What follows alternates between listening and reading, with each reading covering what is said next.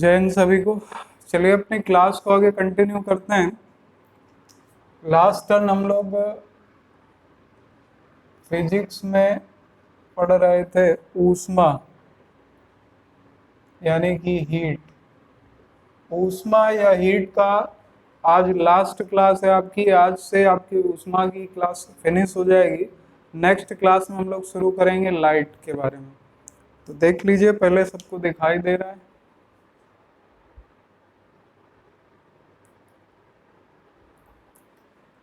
ठीक है, स्टार्ट करते हैं। देखिए, ऊष्मा या हीट में लास्ट टर्न हम लोग पढ़ रहे थे रेखीय प्रसार गुणांक, क्षेत्रीय प्रसार गुणांक और आयतन प्रसार गुणांक के बीच में क्या संबंध होता है।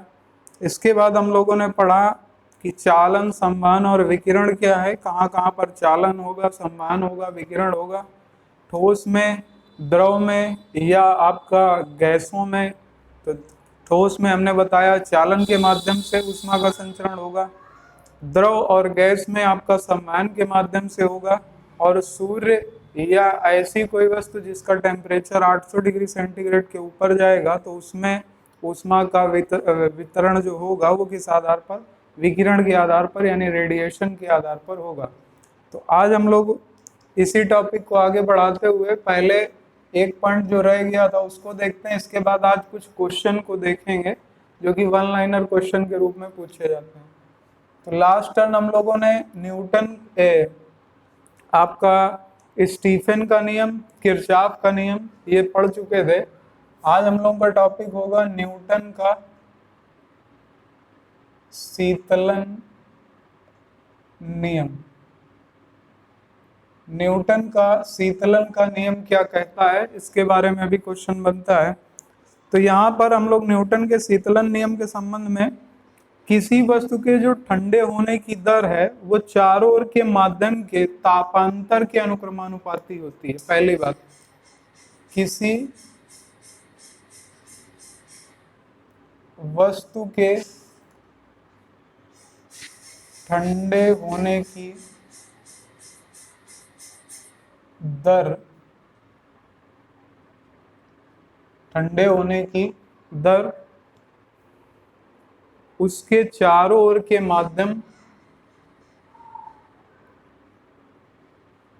चारों ओर के माध्यम के तापांतर के अनुक्रमानुपाती होती है। तो यहाँ पर हम लोगों को जो पॉइंट याद रखना है बेसिकली वो ये याद रखना है कि कोई वस्तु अगर ठंडी हो रही है तो उसके लिए मेनली किस पर डिपेंड होगा, तो उसके जो चारों ओर के माध्यम है उनका और उस वस्तु के बीच में तापांतर यानी ताप का अनुक्रम कैसा है। अगर वातावरण आसपास का ठंडा है तो वस्तु तेजी से ठंडी हो जाएगी, अगर गर्म है तो धीरे धीरे ठंडी होगी। तो पहली चीज तो ये याद रखनी है कि जो तापांतर है उसके क्या होगा, अनुक्रमानुपाती। ये इस तरीके से इसलिए बता रहे हैं आपको कि अब जो क्वेश्चन पूछे जाते हैं वो बौद्धिक क्षमता के आधार पर पूछे जाते हैं। अगर आपको डिटेल नहीं मालूम होगा तो आंसर नहीं किया जा सकता। तो पहले इसको नोट कर लीजिएगा। इसके बाद अगली बात करते हैं, वस्तु जैसे जैसे ठंडी होती जाएगी उसके ठंडे होने की दर कम होती जाती है। वस्तु जैसे जैसे ठंडी होती जाएगी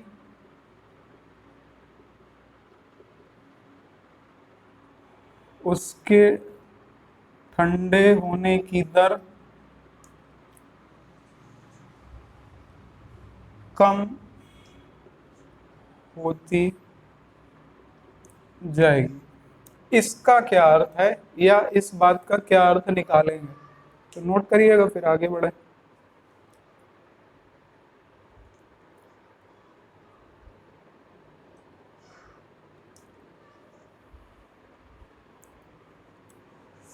देखिए, इसका मतलब ये है कि जैसे कोई वस्तु है, या मान लीजिए चाय है, चाय का टेम्परेचर 80 डिग्री सेंटीग्रेड पर है वो।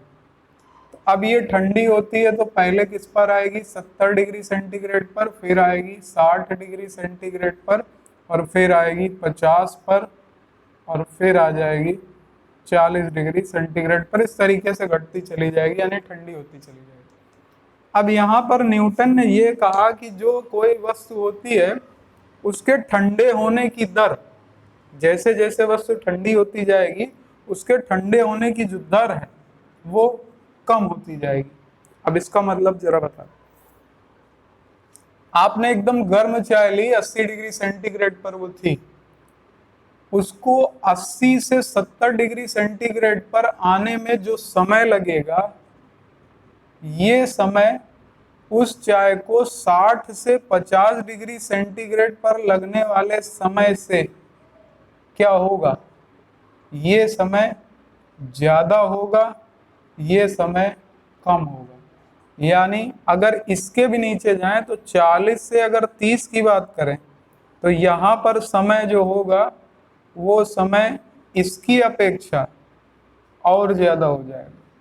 यानी कि कहने का अर्थ ये होगा कि किसी वस्तु के ठंडे होने पे 60 से 70 डिग्री पहुंचने पे मान लीजिए समय लग जाता है 5 सेकंड में, इतना ठंडा हो जाता है। लेकिन जब उसका टेम्परेचर और नीचे जाएगा तो अब इसमें 5 सेकंड नहीं लगेगा, अब समय इसमें लग सकता है 7 सेकंड। तो ठंडे होने की दर लगातार कम होती जा रही, यानी समय जो है वो ज्यादा लगता चला जा रहा है। यहाँ पर लग जाएगा मान लेते हैं 9 सेकंड। तो जैसे जैसे ठंडे होने की तरफ जाएंगे वैसे वैसे समय बढ़ता जाएगा। तो इसीलिए लिखा हुआ है कि ठंडे होने की जो दर है वो कम होती जाएगी। तो यहाँ ठंडे होने की दर है वो लगातार घटती चली जाएगी। यही न्यूटन का शीतलन का नियम है, इसको नोट कर लीजिएगा, ये आपके एग्जाम में पूछा जाता है।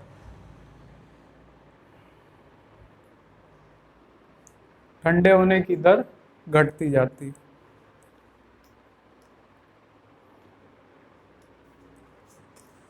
तो यहां से ये पॉइंट भी आपका क्लियर हो गया। अब आगे बढ़ते हैं और क्वेश्चन देखते हैं।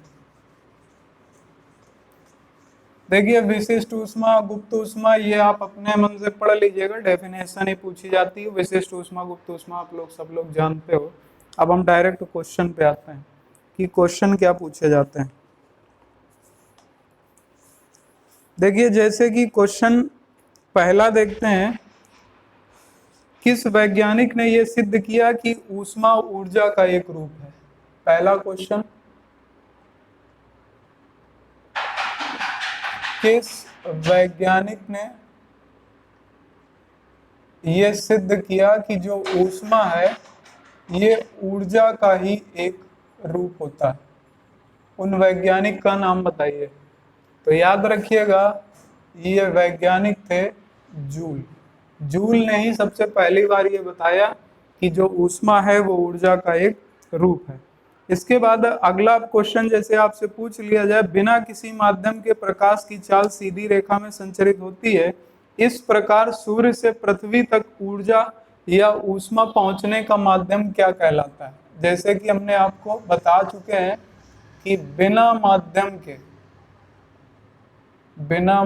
के ऊष्मा का जो संचरण होता है ये कौन सी विधि होती है। तो हमने बिना माध्यम के एक ही विधि आपको बताई है, विकिरण। विकिरण के माध्यम से माध्यम की आवश्यकता नहीं होती ऊष्मा संचरण में। इसके बाद तीसरा क्वेश्चन, अच्छा एक चीज और बता दीजिएगा, ये क्वेश्चन जो वन लाइनर क्वेश्चन है इसका हम आपको जो वीडियो बना करके दे रहे हैं, अगर आप और टॉपिक पर भी वन लाइनर क्वेश्चन चाहते हो तो कमेंट जरूर कर देना, तभी हम अगले टॉपिक के खत्म होने पर वन लाइनर क्वेश्चन देंगे। अन्यथा ये आज ही हम रोक देंगे। अगर आपको अच्छा लगे तो जरूर बताइएगा, अगले उस पर फिर हम इसको नेक्स्ट टॉपिक खत्म करके जैसे लाइट आएगा तो लाइट के भी वन लाइनर क्वेश्चन आपके करवा देंगे। ये क्वेश्चन आपके होते जाएंगे आराम से। इसके बाद किसी गर्म स्रोत से ऊर्जा का विद्युत चंबकीय रूप में, अगला क्वेश्चन है, किसी गर्म स्रोत से ऊर्जा का विद्युत चुंबकीय तरंग के रूप में संचरण क्या कहलाता है? विद्युत चुंबकीय तरंग के रूप में संचरण क्या कहलाता है? इसके बाद अगला क्वेश्चन,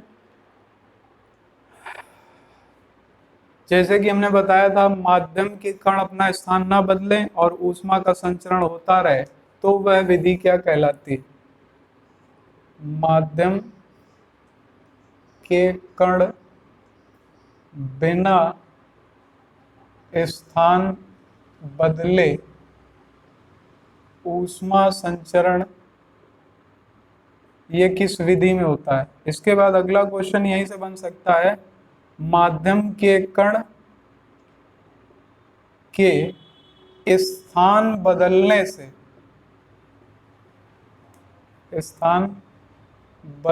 से ऊष्मा का संचरण ये क्या कहलाता है? बताइए। देखिए, किसी गर्म स्रोत से ऊर्जा का जो विद्युत चुंबकीय तरंग के रूप में संचरण होता है, ये भी क्या है? ये विकिरण है, क्योंकि विकिरण एक प्रकार की इलेक्ट्रोमैग्नेटिक वेव्स होती हैं, विद्युत चुंबकीय तरंगे होती हैं, जो कि आप अभी मैग्नेट पढ़ोगे वहां पर आपको पढ़ने को मिलेगा। जो इनकी प्रकृति है वो विद्युत चुंबकीय तरंग की है, क्योंकि जितनी भी विद्युत चुंबकीय तरंगे होती हैं उनमें किसी में भी माध्यम की आवश्यकता नहीं होती, तो ये विकिरण होती है। इसके बाद अगला क्वेश्चन दिया है, कण के बिना स्थान बदले, तो हमने आपको बताया था ये विधि क्या कहलाती है? ये चालन कहलाती है। और ये किसमें प्रकृति होती है? ठोस में ऊष्मा संचरण इसी माध्यम से होता है। इसके बाद हमने आपको बताया कि माध्यम के कण अगर स्थान बदल रहे हैं तो यहाँ पर आ जाएगा गैस और द्रव, इन दोनों में इस विधि से संचरण होता है। यह विधि कौन सी है? संवहन। तो ये पॉइंट आप लोग पढ़ चुके थे, उम्मीद है लगा लिया होगा। इसके बाद क्वेश्चन नंबर 6, मान लीजिए आपसे क्वेश्चन पूछ लिया जाए द्रव और गैस में ऊष्मा का संचरण किसके माध्यम से? तो ये होता है आपके संवहन के माध्यम से। अगला क्वेश्चन दिया है, जैसे आपसे पूछ लिया जाए कि रेखीय प्रसार गुणांक उसकी लंबाई में वह प्रसार होता है जो कि 1 सेंटीमीटर क्षण का ताप 1 डिग्री सेंटीग्रेड बढ़ाने पर उसमें विस्तार होता है। रेखीय प्रसार गुणांक के संबंध में क्या बताया था कि रेखीय प्रसार गुणांक में पहली बात तो 1 अल्फा हो जाएगा। इसके बाद रेखीय प्रसार गुणांक के संबंध में हमने बताया कि जो रेखीय प्रसार गुणांक होगा जब इसको निकाला जाएगा तो इसमें 1 डिग्री सेंटीग्रेड का जब तापमान देंगे तो इसमें जो तार होगा या जो एक रेखा के पद में होगा उसकी लंबाई कितनी बढ़ेगी?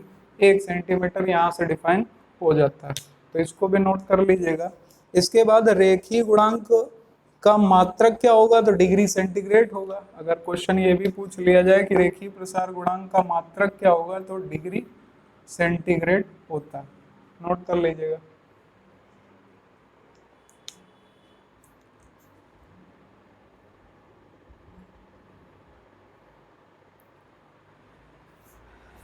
डिग्री सेंटीग्रेड होता है। अब आगे देखते हैं।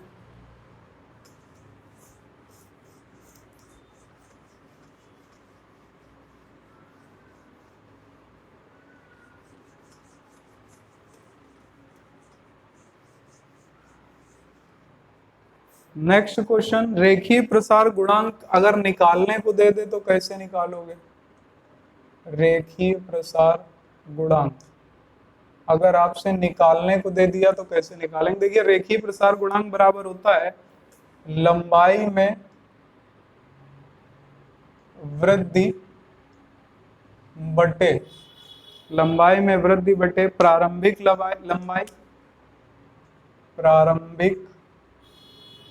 लंबाई गुणते ताप वृद्धि, कितने टेम्परेचर की वृद्धि करी जा रही, ताप वृद्धि। तो याद रखिएगा, हो सकता है न्यूमेरिकल पूछ ले। इसके बाद अगर आपसे पूछ लिया जाए क्षेत्रीय प्रसार गुणांक, तो यहाँ पर आपको क्या करना पड़ेगा? सिर्फ एक परिवर्तन करना होगा, क्षेत्रीय प्रसार गुणांक। अगर ये पूछ लिया जाए तो यहाँ लंबाई में वृद्धि थी, अब किस में वृद्धि हो जाएगी? क्षेत्रफल में। बटे, अब लंबाई दिया था तो यहाँ क्या हो जाएगा, प्रारंभिक क्षेत्रफल, प्रारंभिक क्षेत्रफल गुणते यहाँ क्या आ जाएगा, ताप वृद्धि। तो इसको भी नोट कर लीजिएगा। इसके बाद नेक्स्ट जैसे आपका दिया है आयतन प्रसार गुणांक, तो आयतन प्रसार गुणांक अगर निकालने को पूछा जाएगा तो आयतन प्रसार गुणांक में भी क्या आ जाएगा, आयतन में वृद्धि बटे प्रारंभिक आयतन गुणते ताप वृद्धि। तो इस तरीके से आपसे क्वेश्चन पूछे जा सकते हैं, नोट कर लीजिएगा।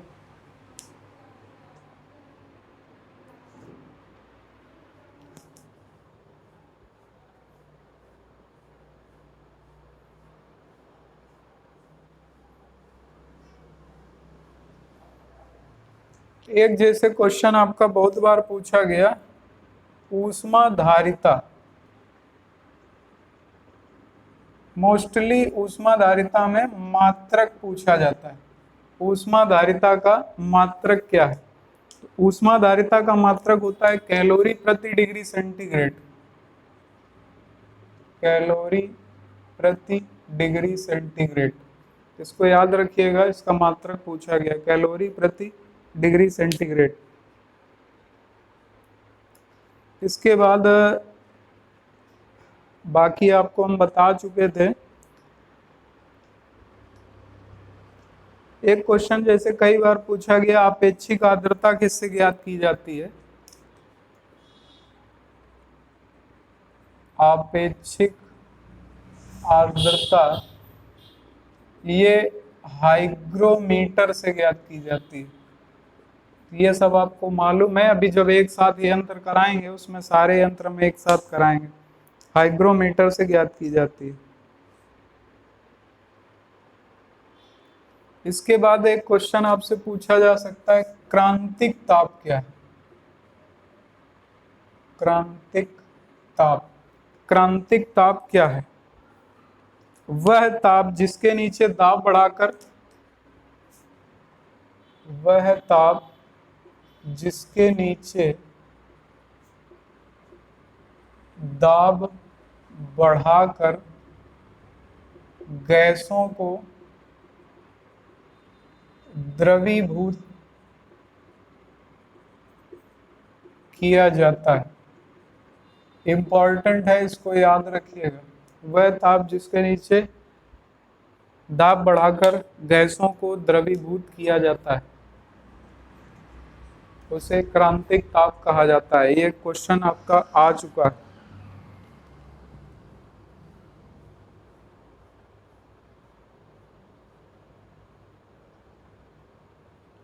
इसके बाद नेक्स्ट अगला क्वेश्चन दिया है,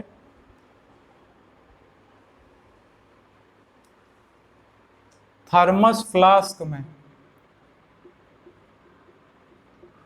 थर्मस फ्लास्क में ऊष्मा का क्षरण किस विधि से होता है, होता है।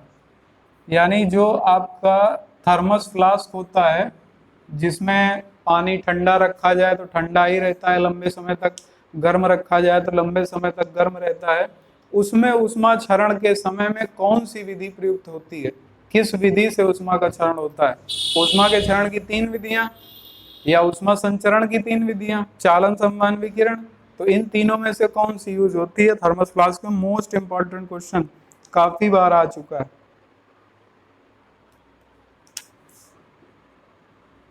याद रखिएगा, इसमें चालन भी होता है, संवहन भी होता है और विकिरण भी होता है, तीनों इसमें यूज होते हैं। तो 1 2 3 तीनों आंसर लगाने हैं आपको। इसके बाद नेक्स्ट,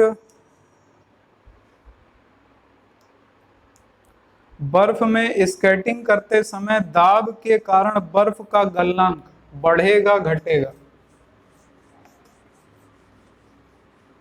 बर्फ में जो स्केटिंग की जाती है, स्केटिंग करते समय बर्फ का गलनांक बढ़ जाएगा कि घट जाएगा, बताइए। क्वेश्चन है, बर्फ स्केटिंग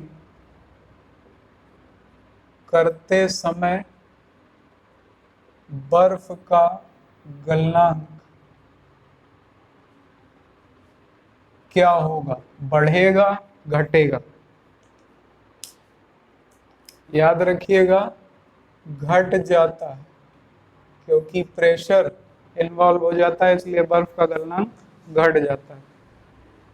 इसके बाद नेक्स्ट एक क्वेश्चन काफी बार पूछा गया है कि ठंडे देशों में कारों के रेडिएटर में, ठंडे प्रदेशों में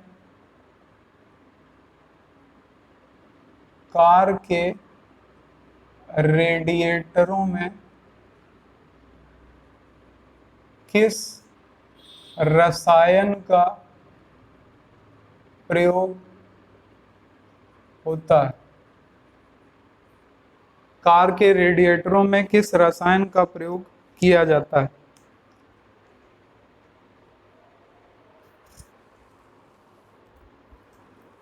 क्योंकि होता यह है कि जब यहाँ पर जो टेम्परेचर है वो माइनस से कई गुना नीचे चला जाता है, जिसके कारण जो वहाँ पर पेट्रोल की नलियाँ होती हैं वो पेट्रोल जम जाता है, क्योंकि पेट्रोल के जम जाने के कारण उन नलियों में वो नलियाँ फट सकती हैं। इसलिए पेट्रोल के जो कार रेडिएटर होते हैं, यानी जो रेडिएटर होता है उसमें एक लिक्विड मिला देते हैं कि जब पेट्रोल इंजन पर जाए तो वो जमे ना। वो रसायन कौन सा है? तो याद रखिएगा, वो रसायन है ग्लिसरॉल। ग्लिसरॉल मिला दिया जाता है, ग्लिसरॉल का प्रयोग करते हैं।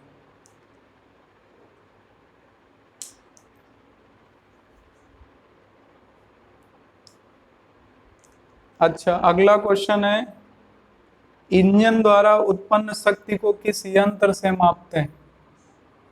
इंजन द्वारा उत्पन्न शक्ति को किस यंत्र से मापते हैं? इंजन द्वारा जो उत्पन्न शक्ति है उसको किस यंत्र से मापते हैं? तो इस यंत्र को कहा जाता है डायनमोमीटर। डायनमोमीटर के माध्यम से इसे ज्ञात किया जाता है।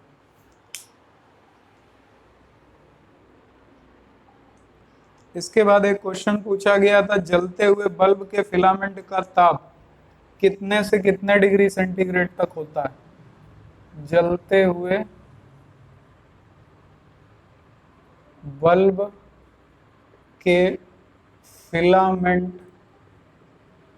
का ताप कितने से कितने डिग्री? तो याद रखिएगा 2000 डिग्री सेंटीग्रेड से 2500 डिग्री सेंटीग्रेड के बीच होता है।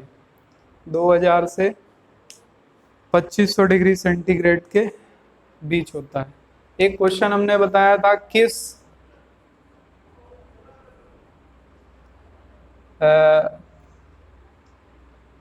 पैमाने में ऋणात्मक मान संभव नहीं?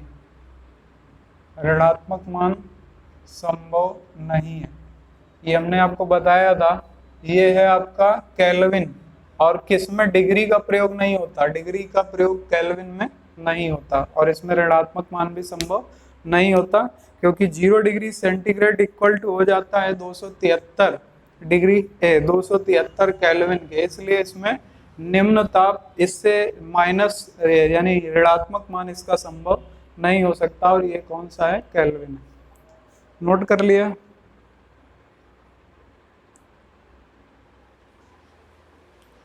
इसके बाद एक क्वेश्चन आपका पूछा गया, यदि रेफ्रिजरेटर को बंद कमरे में खोल दिया जाए तो कमरे के ताप पर क्या प्रभाव पड़ेगा?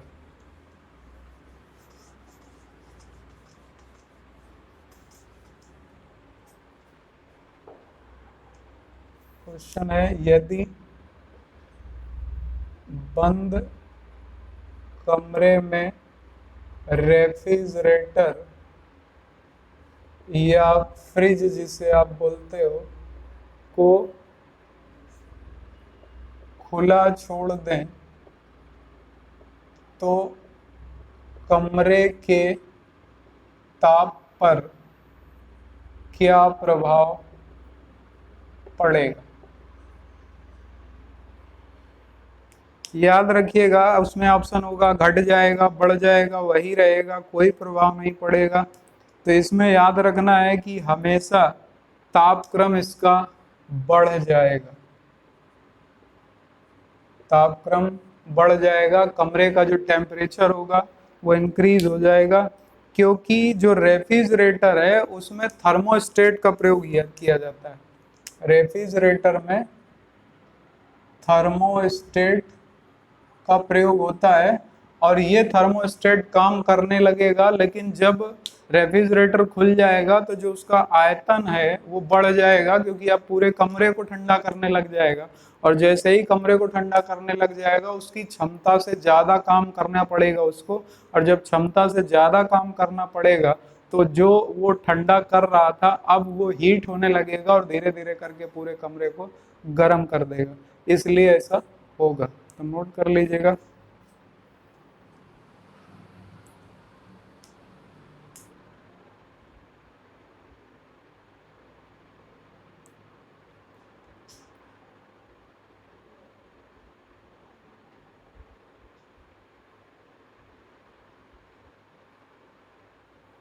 इसके बाद अगला पॉइंट है पाले से फसल को बचाने हेतु किसान प्रयोग करते हैं किसका।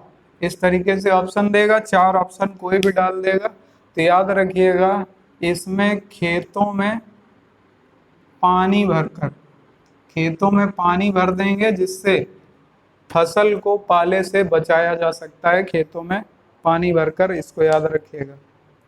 इसके बाद मोम पर वायु दाब बढ़ाने से उसका गलनांक पर क्या प्रभाव पड़ेगा। मोम में वायु दाब बढ़ाने पर गलनांक पर क्या प्रभाव पड़ेगा। याद रखिएगा घट जाएगा। अभी आपने क्वेश्चन इसी का पढ़ा था स्केटिंग पर, तो भी क्या था, घट जाएगा, यानी कोई भी गलने वाली चीज अगर उस पर प्रेशर इंक्रीज कर दिया जाएगा तो वो उसका जो गलनांक बिंदु होगा वो घट जाएगा। यहाँ पर भी क्या हो रहा है, प्रेशर इंक्रीज हो रहा है, नोट कर लीजिएगा।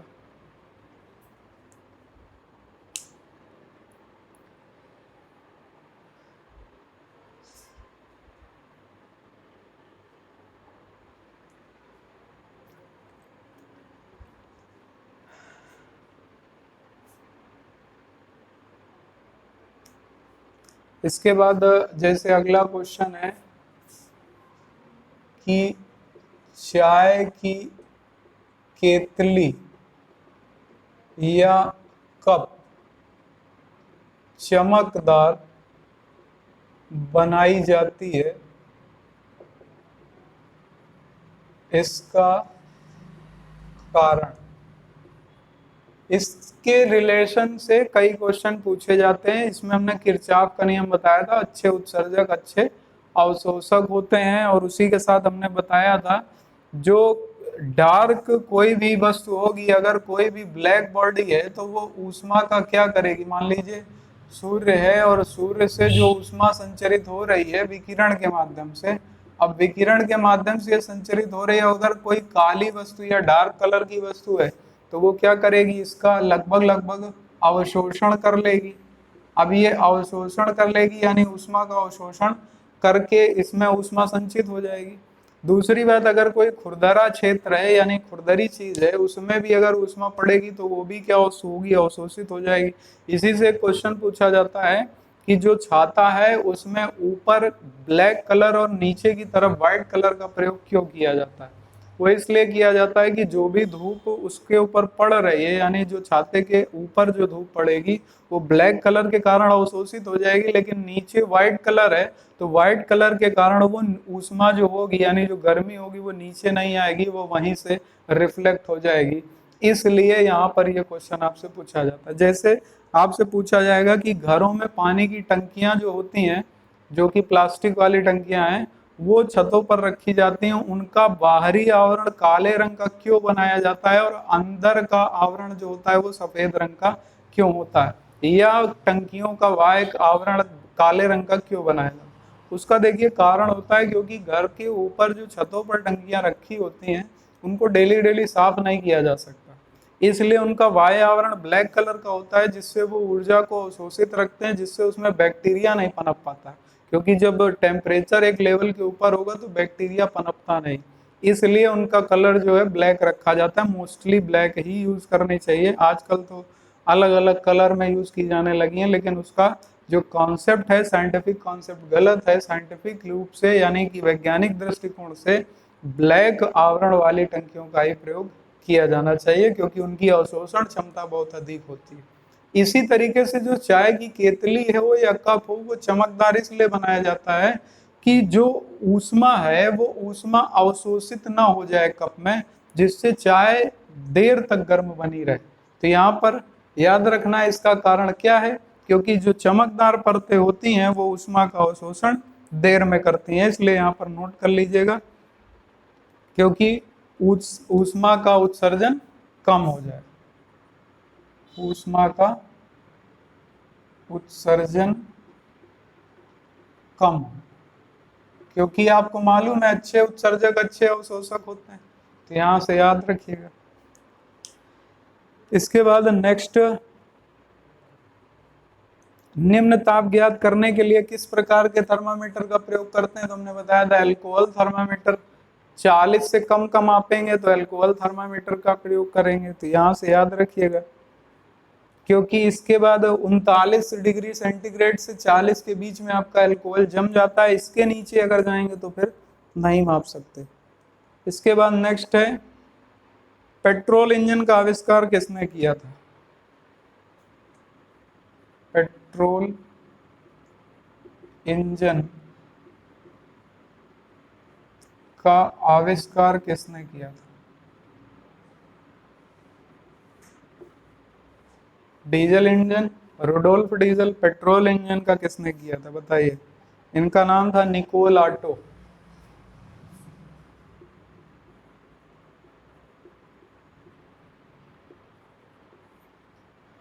निकोल ऑटो ने पेट्रोल इंजन का आविष्कार किया था।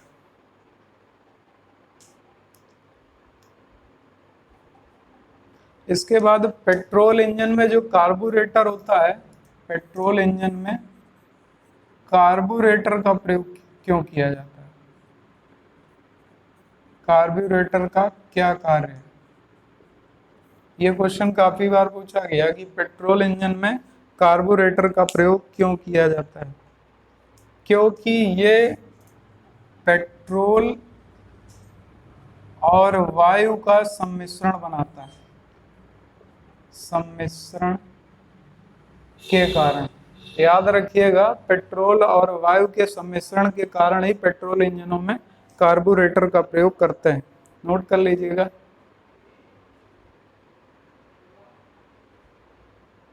इसके बाद अगर क्वेश्चन पूछ लिया जाए पेट्रोल डीजल इंजन में किसकी क्षमता ज्यादा होगी, तो याद रखिएगा हमेशा डीजल इंजन की क्षमता पेट्रोल इंजन की अपेक्षा अधिक होती है।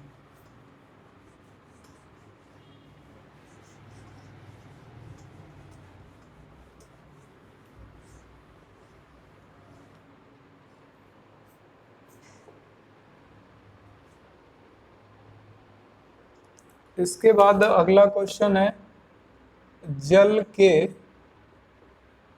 जम जाने पर उसकी आंतरिक ऊर्जा पर क्या प्रभाव पड़ेगा? जल के जम जाने पर उसकी आंतरिक ऊर्जा पर क्या प्रभाव पड़ेगा? तो याद रखिएगा, जल के जम जाने पर उसकी आंतरिक ऊर्जा जो होती है वो घट जाती है, आंतरिक ऊर्जा घट जाती है। अगला क्वेश्चन है, यदि किसी थर्मस में चाय भरी हुई है और उस थर्मस फ्लास्क को हिला दिया जाए, खूब हिलाने पर उसके ताप पर क्या प्रभाव पड़ेगा? तो याद रखिएगा ताप बढ़ जाएगा। थर्मस में यदि चाय है और उसको हिला दिया जाए तो उसका ताप बढ़ जाएगा। इसके बाद मोस्ट इंपॉर्टेंट क्वेश्चन, किसी गाड़ी का टायर अचानक फट जाए तो इसे विज्ञान में क्या कहते हैं? इसे रुद्धोष्म प्रक्रम कहा जाता है। मोस्ट इंपॉर्टेंट क्वेश्चन है, याद रखिएगा, ये क्वेश्चन कई बार पूछा गया। यदि किसी गाड़ी का टायर अचानक से फट जाए तो इसे क्या कहेंगे? रुद्धोष्म प्रक्रम कहा जाता है। तो यहाँ पर किसी को कोई डाउट है? बाकी हमने आपको सारे पॉइंट पहले ही करा दिए थे।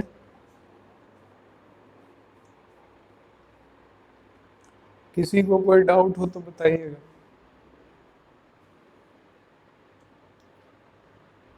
यहाँ तक सबको समझ में आ गया?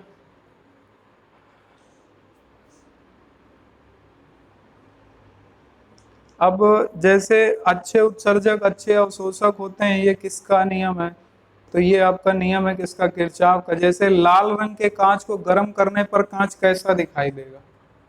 लाल रंग के कांच को गर्म करने पर वह दिखेगा। ऐसे क्वेश्चन पूछे जाने लगे हैं, इम्पोर्टेंट है। लाल रंग के कांच को गर्म करने पर वह कैसा दिखाई देगा? तो लाल रंग के कांच को गर्म कर देंगे तो वो हरे रंग का दिखाई देगा, हरे रंग का दिखाई देगा। इसके बाद अगर इसी से क्वेश्चन पूछ लिया जाए, हरे रंग के कांच को गर्म कर दें तो कैसा दिखाई देगा?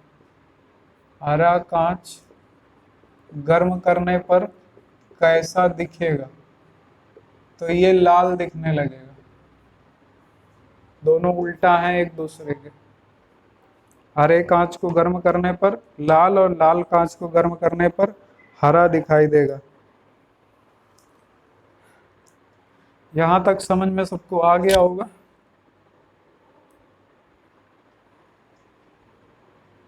चलिए,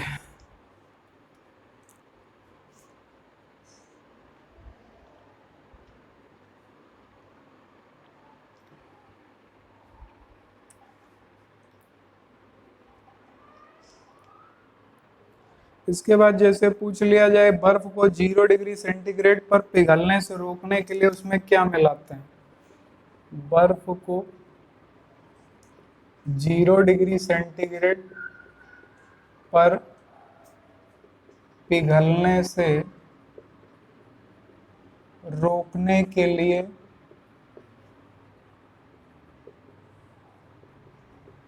क्या मिलाते हैं?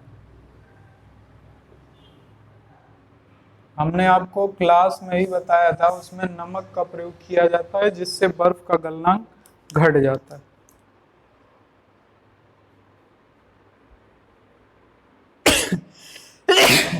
सॉरी।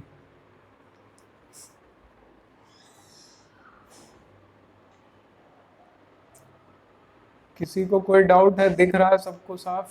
इसके बाद कुछ क्वेश्चन और ले लेते हैं। जैसे आपसे रेडिएटर का क्वेश्चन हो गया। इसके बाद एक क्वेश्चन हाँ आपसे बहुत इम्पोर्टेंट है। अगर आपसे पूछ लिया जाए सामान्य मनुष्य के लिए स्वास्थ्य अनुकूल ताप कितना है? इम्पोर्टेंट।